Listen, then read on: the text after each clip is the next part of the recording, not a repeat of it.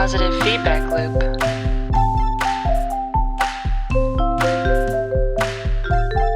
Three, two, one. Hello, everyone, and welcome to the Positive Feedback Loop podcast. This is Ray, your host, and joining me is Stephanie. Hello, everyone. And Luis. Hello. And this is a podcast where we talk about a variety of things that we find interesting and often find ourselves disagreeing with each other. And today's topic we've decided on is to talk about collaboration and what the history of collaboration looks like. And before recording, Luis had mentioned something about how the history of collaboration has changed and what it's becoming.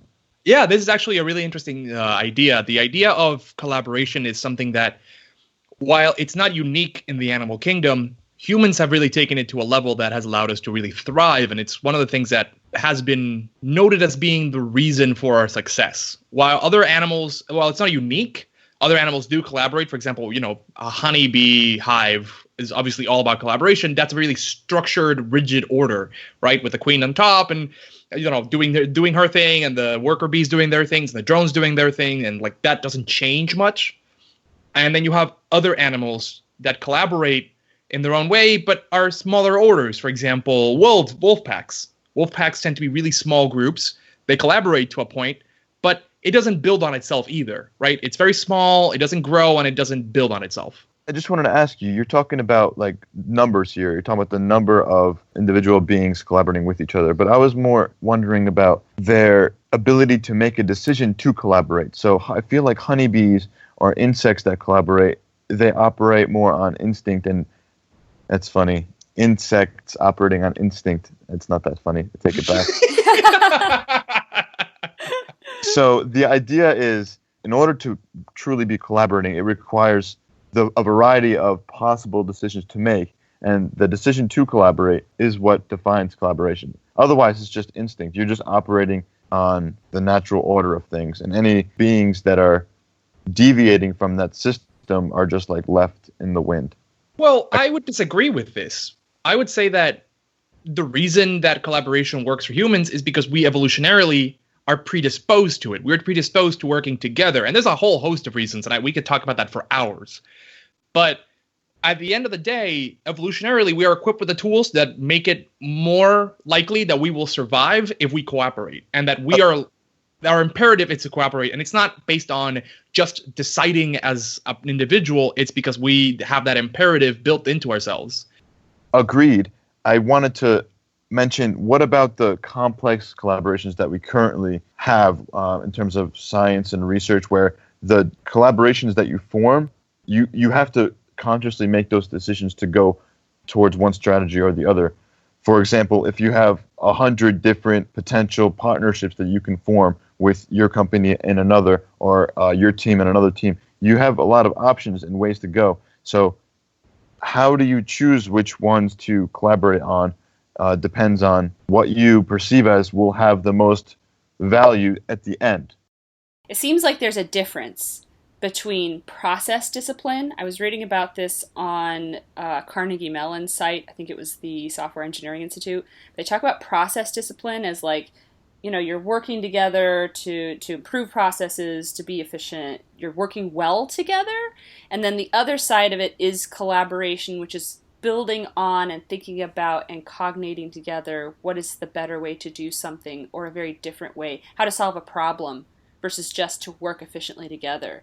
So how can we differentiate between these two definitions? I would also like to point out that we're talking here on collaboration on two very different scales. The scale that you're bringing up, Ray, is the very individual scale, where it's very small in your life, what you feel you're collaborating with. But the thing that you're missing is that in the bigger picture, humans collaborate just by our very nature. The entire structure of modern society is predisposed on us collaborating. The job you do helps create things or processes that allow other people to do their job, which allows other people to do their job, which allows other people to do their job, which then creates value for the society as a whole. And this is not something that you really think about, because whether you go and collaborate with company A or company B, at the end of the day, you're still working. And that work requires you to have collaborated with many other points along the line and many other humans that you've never even met. And that's fascinating. All of modern society is built on collaboration and an iterative process of value being added on top of value being added on top of knowledge, on top of knowledge, on top of knowledge. There was a person a while back that decided to do a project where they were going to build a toaster on their own, just using no one else and no resources from anywhere else. They were going to mine the resources to build the toaster. They were going to smelt the metals, create the circuits, and then make the toaster on their own. It didn't come out great. It took them a long time, and it was highly inefficient, obviously, because that's a huge supply chain. But that is all collaboration when you think about it. All of that is. Isn't it more what you're saying, what you're talking about, and that development of a supply chain? It's more the result of market forces that have enabled the need and wants of one side versus another side, and the availability and supply of one side versus another side to create those things. I think most of history, people were cooperating, not necessarily collaborating. There was a overarching power that most people had to abide by, but they cooperated with the power because the power, whether it was a king or whether it was some sort of like tyranny or whatever, they had no real other options, but they had to cooperate. They were like, okay, we'll cooperate. It's like cooperating with law enforcement or cooperating with certain entities. That is just the social norm. Collaboration requires more conscious effort. It is, in fact, you are going to be sacrificing time through collaboration because you're going to have a lot of failures in between in order to reach that higher level. And I agree with you. We are on the path towards increased collaboration as human beings, especially now more than ever. I think throughout history it's been more cooperation because you were limited on choices. Well, the etymology is really interesting of those two words, because I think that cooperation and collaboration are different. Cooperation, you have like this supply chain mentality, the efficiency, the operation of things, and how can we work together to make that toaster happen. I mean, that does take a lot of combined human power. Someone can't do it on their own. And then you have the etymology of collaborate, which is more of the laborare, the labor, the work of something. At first glance, I would think, well, operation and labor are similar. The operation is process, the definition of the process of how things happen, whereas the labor is putting in that work together. You're really co-laboring. You're working on something together. So you could cooperate where two people have very different maybe lines in the supply chain, and then you have collaborating where you both have the same problem, and you may still have different functions or different ways of approaching things, but because you both have trying to solve the same problem together, you're somehow collaborating on it. So I wonder what that means for us. Well, interestingly enough, I would say I agree that there is a difference in the two. And humans throughout history have always had a choice when it came to whether to cooperate or not. So yeah, collaboration and cooperation happen in so many different ways in different industries, in different social parts of life. There's collaboration being done in the most unexpected places. And hell, if you don't want to cooperate, the humans have had this choice throughout all of history, really. People can always turn to crime. Which is super interesting, because you think that if you want to get out of the system of organized society, you'd turn to crime. But actually, crime can be very organized crime. I was reading on the FBI website about crime rings, because I was very interested in how crime rings function. And the Bureau actually finds that the definition of kind of a crime ring is that there's some discipline. So if there's a group that's disciplined in some way, let's see, Wikipedia says gangs may become disciplined enough to be considered organized, which I think is fascinating, that discipline is the definition of what makes crime organized. I want to read this part. This is really interesting. They say, the Bureau has found that even if key individuals in an organization are removed, the depth and financial strength of the organization often allow it to continue. So like there are crime rings out there that are so organized that even if one person is pulled out, even if the leader is pulled out, they can actually still be functioning at a very high level. So my question is this level of organization, this ability to like keep going even when the leader is gone, is that related to collaboration and cooperation? Or is discipline and organization something totally different? To me, that sounds more like a group that's believing in a certain ideology, and the leaders of that group, they're not what's leading the entire group anymore. It's that ideology. Like, for example, like there's a lot of gangs and gang violence that happens, all over the world, really, and they're formed into certain types of charters. Like different cities charter this with this gang, and so they collaborate together. Like different cities will send funds to the headquarters, and they pay their dues and things like that, and they help organize transactions depending on illegal narcotics or firearms or whatever crime rings do. I would disagree with you on that. I don't think that for the Wait, most part, you I disagree with crime rings being based on ideology for the most part. A lot of them are based on demand. Most crime is based on demand, really, at the end of the day, because there's usually a need in society that is not being fulfilled by the structures that exist, or there is insufficient policing to stop people from abusing some of the systems in place. So people come in, they say, for example, drugs. We can talk about drugs. I mean, there's a huge level of organized crime that revolves around selling drugs, right? If there was no demand for drugs, people wouldn't sell drugs. It's not because cartels have a belief that drugs are an inherent right of people. It's just because there's money there. And so they work together to sell it better.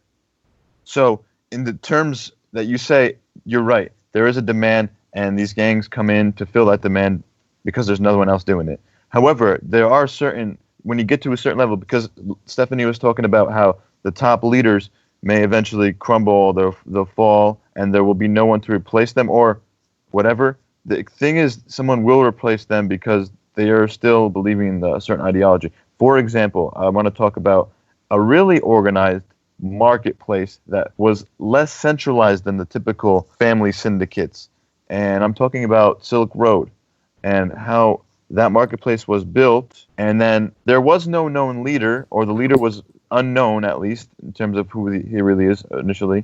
I just want to differentiate for a second for listeners that the Silk Road we're talking about is the electronic Silk Road, which is an online marketplace, not the real life Silk Road, which was a route between China and the rest of the West, right, that allowed for trade commerce to happen.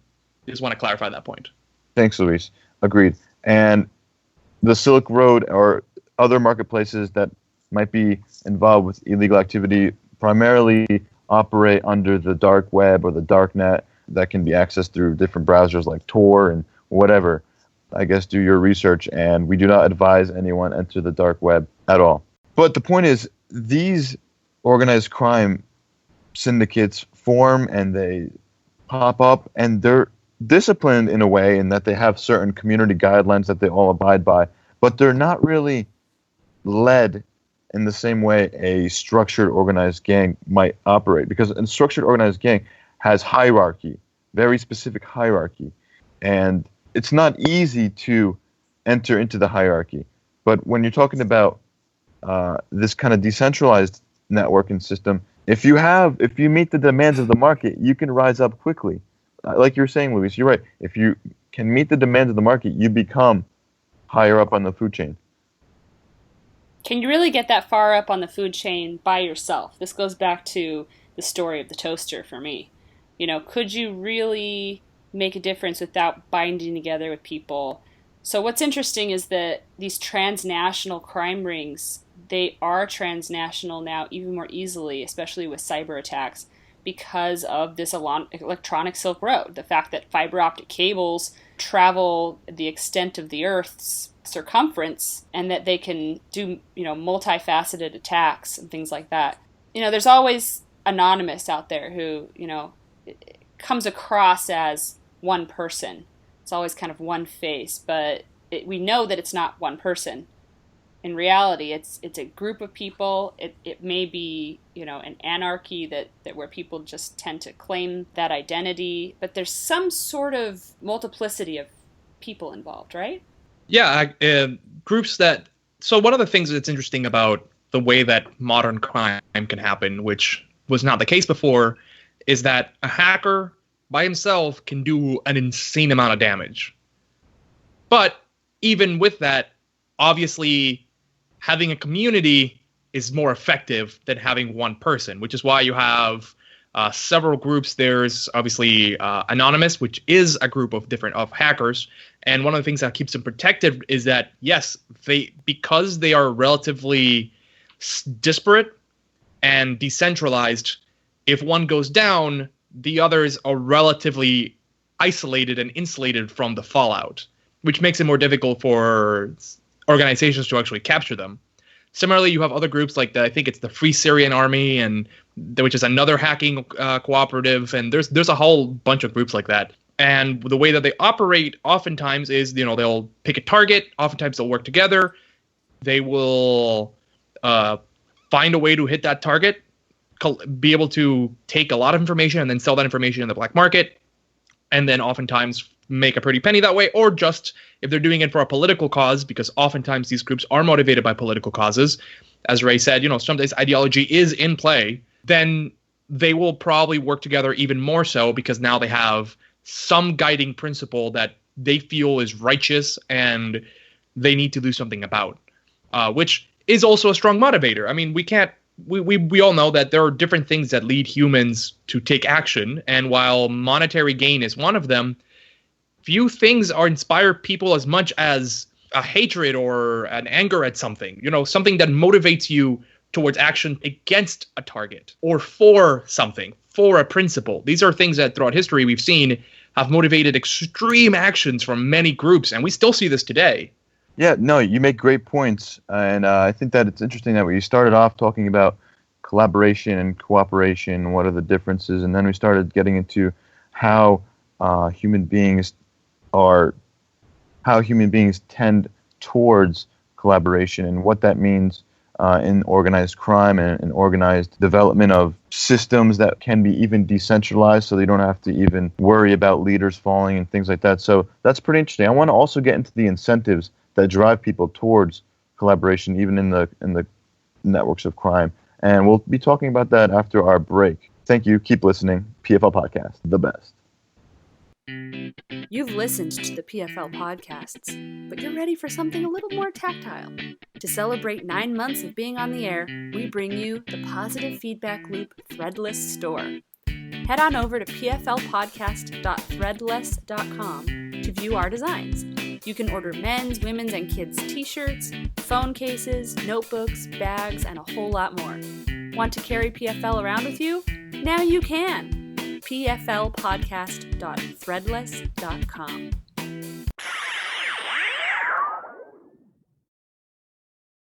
Welcome back, everybody. I hope you enjoyed that commercial.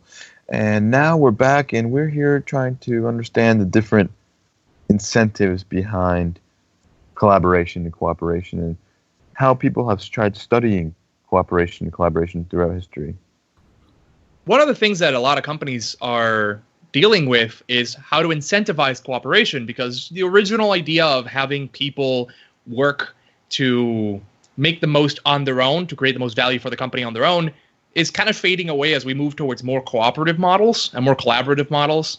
So one of the things that there's been a lot of research on is how do we incentivize these behaviors, because incentives have a huge role in creating corporate culture. We found a study from 2014 which shows that in companies where you have 3 different types of encouragement, right? You have positive incentives, which reward people, negative incentives, which punish people, and both, or none at all. The companies that did both tended to have the most cooperation. Just doing one or the other, just giving people rewards or just giving punishments is not sufficient to really get the level of cooperation that most companies are generally looking for. Additionally, one thing that they found was that they tended to be the most successful, tended to have individual sort of cooperative leaders, people who really took towards creating cooperation themselves, and then that people who were more conformist or more conformers, I think is how they referred to them in the study, they tended to follow along. And without those people, you don't really get that base of collaboration that you might want. So this is something that if you ever in your company want to make sure that you have the right culture, if this is something that's right for your company, having both that balance of positive and negative incentives, plus trying to identify those key leaders who can bring people along with them into a more cooperative environment is crucial to making sure that succeeds. Sometimes we put too much weight on developing a really good collaborative system or collaborative culture, and that we think that it's really all about the culture itself that any group of people can thrive and collaborate in. And I wonder if that's true. I was actually on LinkedIn this morning, and I follow Paul Allen, who's the founder of Ancestry.com, and he had posted a quote by Jason Swank, who's a serial entrepreneur, and he basically said, Jason Swank says, systems outperform talent all day long.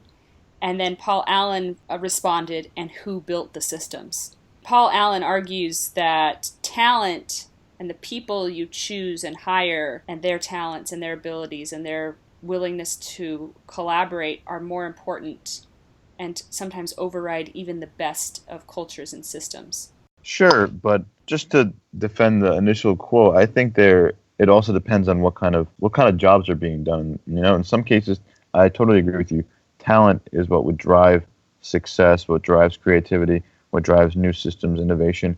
But I understand the original quote because they're trying to say is instead of doing the same thing the same way you've always been doing it, let's try to find an efficient process in which the system can alleviate some of this work for these people and offer them a new activity or a new type of job and allow them to collaborate more. So I see your point. Just wanted to hit on it at a different angle. Yeah, I see where you're coming from. I just wonder if it's a chicken and egg problem. So did human talent come first and create collaboration? If humans, through their talents, have achieved developing a system of collaboration, and then they're collaborating and things are going well, if it's really that talent that was the precursor to the collaboration, then is it then greater than the collaboration? Not that it's greater because things build on each other, so those that come after may be greater, but is talent the father of collaboration, I guess? No company would survive if all they're trying to do is hire only geniuses. And I say genius in the loosest sense of the word. I mean people who are fantastic for the role that you want them to do. This is why we create systems. Now, obviously, you want people who are the best at what they do to design these systems, but the systems are there to ensure that they can bring people to a base minimum above what would happen if you didn't have the system at all. Because you can't escape the fact that human psychology is human psychology, and we have certain ways of approaching problems that may not always be optimal. That's why we have things like the Constitution in the US, right? You create these systems to fight against our worst instincts and inspire the best instincts. So those that have the best ability can bring that, and those that have the worst instincts don't bring that. And that's why we need systems. Otherwise, it would just be chaotic. We also know that a great team, in most great teams, the reason they are so great is because the diversity of the members within the team are so different that they give them, I guess, in agreement with what Luis is saying, the more different the individuals are, the better the creativity and the better the potential for collaboration exists. So you don't want all the geniuses because then you'll just hit a roadblock with all the geniuses not working together or like forming their own thoughts and not able to collaborate. You want people of all walks of life, some that can act as a genius, some that play different roles in the team or in the group. So, well, yeah. Researchers would disagree with you. There's a debate going on about diversity of teams, but many researchers have found that collaboration is the easiest and best and most effective with people who are more like each other. But, as you pointed out, the ideas aren't as good. So when you have more diversity, you get a more diversity of ideas, which may seem obvious. But that doesn't mean that the collaboration is good. In fact, there's this difference between task conflict and personal conflict. And diverse teams have a higher propensity toward personal conflict, which can destroy the team. So we have to work on that. And teams where people are more, but they have better ideas come out of them. And then you have teams who are more like each other.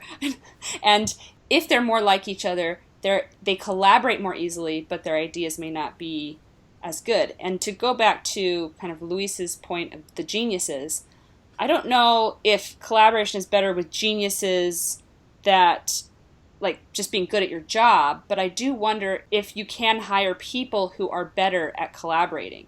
Is it really the culture that you build that may facilitate anyone to collaborate better, or is it wiser to hire people who collaborate well? Is it a talent? Is collaboration a talent or a skill? Exactly. Yes, that's my question. Well, actually, this brings me to a very interesting question, which is the bigger the group, the better at collaboration. Now, this brings us to our first ever debunking bunker. Da-da-da! Or debunking bunker. The debunking bunker. Get in the bunker. Woo! We have a long-standing idea that crowds are this panicky mess of people, that people are inherently just terrible when put in large congregations, especially if something bad happens. But we have seen over and over and over again in research and case studies that this is actually not the case. It has been very well shown by science that crowds are actually, generally speaking, very good at taking care of each other, cooperating, and getting to a place where they can be as safe as possible for the most part. Now, granted, there are situations where this is not the case, but for the most part, crowds are actually very responsive and very cooperative. And in fact, we can see this recently with more recent terrorist attacks, where you've seen people really going out of their way to make sure that everyone is safe. You don't hear about people being killed in a stampede during these attacks. For the most part, people are helping each other. And this has been seen throughout most of history. This is one of the reasons why the wisdom of crowds is such a well-researched topic, because crowds are actually really good at making decisions. Not always, but often. And that's why we have a whole area of science that studies this. Debunking bunker. So maybe I want to add to that conversation. What about crowd thinking, and when you see like one bad actor influence the behavior of the entire crowd and everyone just follows unthoughtfully? That happens too. You can have like a whole riot occur because people just think that's the right thing to do because everyone else is doing it. I still have some doubt about debunking this. Well, but I'm not saying generally speaking, a riot is a different thing that's happening. It generally happens to be more chaos, more localized chaos there's a source to the chaos, and it's not just a person that's the source. It's generally like there is something that's inspiring the chaos. Sometimes there is a blackout or something happens. That doesn't mean criminality, the breakdown of order, these things can happen. But for the most part, those events are relatively rare, at least in society. When you think about the fact that we as a society, there are a lot of us on Earth, and for the most part, we're relatively organized. And what about like protests? You have protests that are organized, and you have people talking about the same thing, but then you can see potential fights spurring out during a protest, and people join in because they just feel like that's what the crowd idolizes, I guess, or not really. Take into account that for the vast majority of protests, they are generally peaceful, and even if there are one or two bad actors, for the most part, and again, it depends on where the situation and all the environment, did the police fight back? Did something else happen? Is there something else that's caused, or someone shooting? That sort of stuff can kind of throw things off. But for the most part, protests don't tend to break into this mass chaos. Because imagine a protest can have thousands of people. If the full thousands of people decided to go aggressive and violent, it would not just be a protest. We would be calling that an explosion of chaos.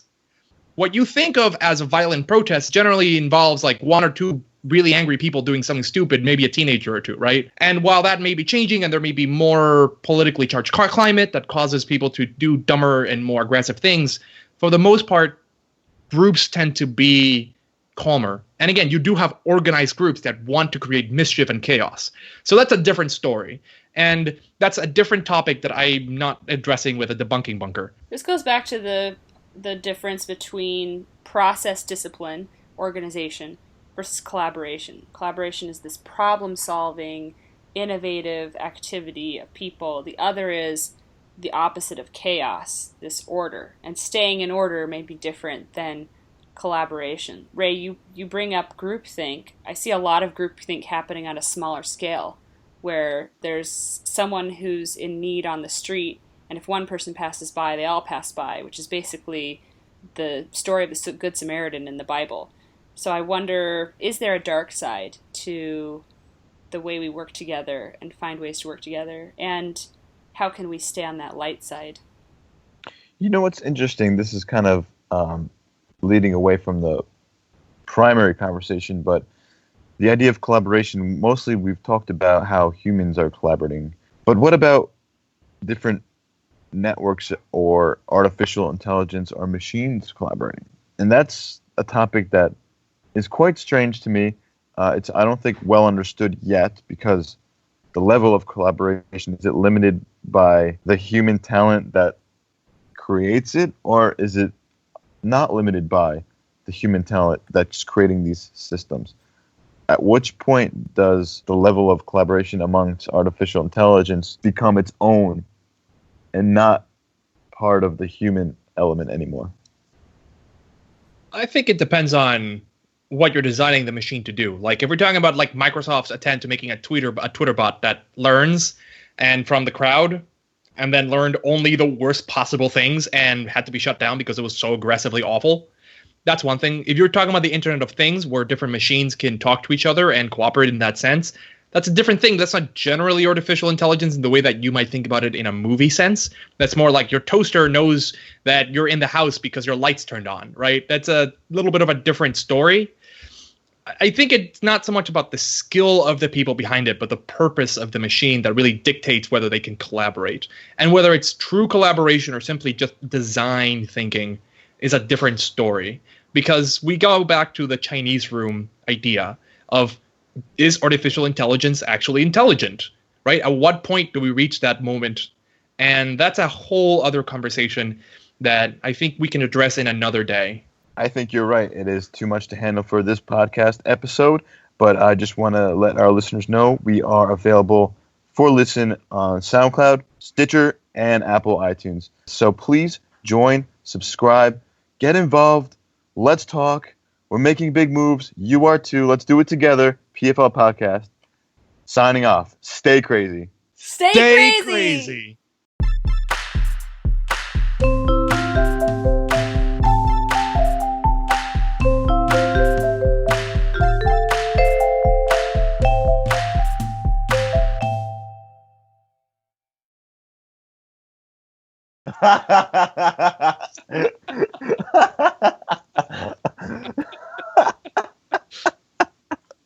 Okay. All right.